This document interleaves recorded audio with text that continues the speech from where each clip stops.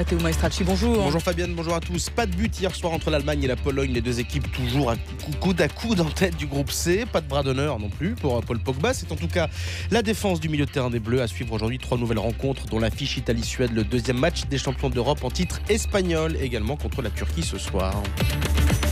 Il aura donc fallu attendre le 18e match de cet Euro 2016 pour voir le premier 0-0 de la compétition. Ce qui est plutôt une bonne nouvelle en soi. Les spectateurs ont vu au moins un but à chaque fois hier soir. Donc au Stade de France, l'Allemagne et la Pologne n'ont pas marqué. Elles restent au même niveau dans le groupe C avec 4 points.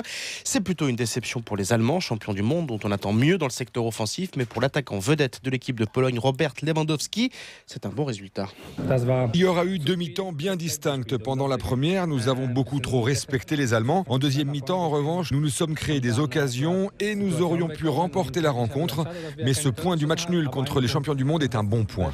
Dans le même groupe, l'Irlande du Nord s'est relancée en battant 2-0 une Ukraine déjà éliminée à Lyon. Et puis toujours hier, dans le groupe B cette fois, l'Angleterre a su renverser un match bien mal embarqué face à ses frères ennemis gallois menés 1-0. Les Anglais s'imposent 2-1 grâce à des buts de Vardy et Sturridge, tous deux entrés à la pause. L'Angleterre désormais en tête avec 4 points. Les Gallois et les Slovaques suivent avec 3 points. Et une journée d'hier qui a été un peu polluée aussi par cette affaire Pogba. La polémique sur un supposé bras d'honneur du milieu de terrain français en direction des journalistes mercredi à la fin du match contre l'Albanie. Polémique qui est montée hier avec plusieurs épisodes. D'abord, c'est son agent Mino Raiola qui a indiqué que non, il ne l'a pas fait et qu'on va arrêter avec ses conneries. Je cite évidemment. Ensuite, le diffuseur beIN Sport n'a pas voulu divulguer les images de la caméra isolée. Nous sommes supporters de l'équipe de France et ce n'est pas le moment de créer une polémique inutile. Fin de citation. Mais elles ont rapidement été dévoilées par la chaîne belge RTBF. Et en conférence de presse ensuite à Clairefontaine, les Bleus comme N'Golo Kanté l'ont joué en mode « j'ai rien vu, rien entendu et je ne vous dirai rien ».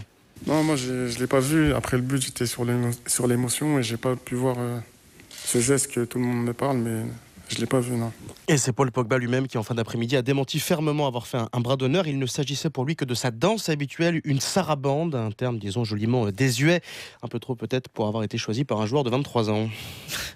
À suivre aussi sur France Info aujourd'hui, 3 belles affiches. Ça commence à 15h à Toulouse avec un alléchant Italie-Suède. Dans le groupe E, les Italiens qui ont réussi un joli premier match avec cette victoire 2-0 face à la Belgique. Des Italiens qui affrontent un Ibrahimovic qui les connaît bien pour avoir passé plusieurs saisons dans le calcio. Le gardien italien Gianluigi Buffon est serein. Il trouve même, figurez-vous, des similitudes entre 7 euros et le mondial 2006. On s'en souvient que les Italiens avaient remporté.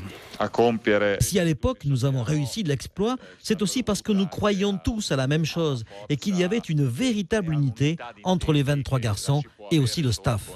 23 ragazzi, ça fait toujours plaisir d'entendre parler italien. Au réveil, 2 autres matchs au programme, j'étais sincère en plus, dont celui de l'Espagne face à la Turquie. Coup d'envoi 21h à Nice. Les Espagnols du défenseur Juanfran qui montent doucement en puissance. Ils ont gagné le premier match.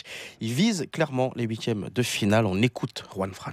On ne se contentera pas d'un match nul, bien sûr. Nous jouons pour gagner. Nous voulons les 3 points pour être certains de nous qualifier en 8e de finale. Et même si eux se contenteront d'un match nul, nous ne pensons qu'à gagner. Voilà, on joue pour gagner, on veut les 3 points. Comme quoi les banalités du foot n'ont pas de nationalité. Et dans ce groupe D, à 18h à Saint-Etienne, la République tchèque affronte la Croatie. Tous ces matchs sont à suivre évidemment sur France Info, radio officielle de cet Euro 2016. Je ne vous apprends rien, Fabienne. Mais absolument, et merci de le rappeler. Matteo Maestracci sur France Info.